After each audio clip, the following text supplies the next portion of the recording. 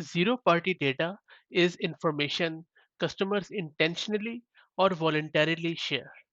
For example, if you ask a customer about themselves or what they're interested in, the information you collect from the responses is called as zero party data.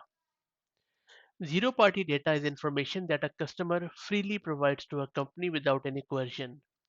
It's not inferred from how a customer behaves on your site. It's explicitly given by a customer or visitor, typically with the expectation that giving their data will reward them with better shopping experience.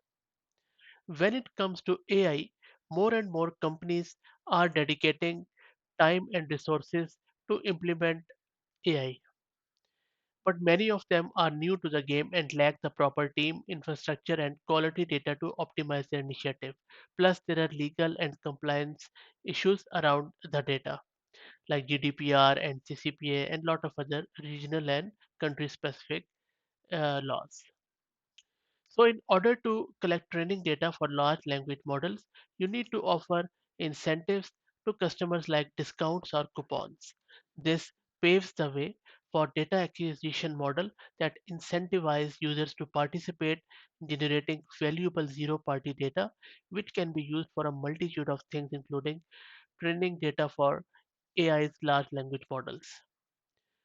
So I believe that if companies start using the same zero party data model for collecting and disseminating artificial intelligence large language models, then that will be a real beneficial model as we can learn from a lot of other companies, including Spotify.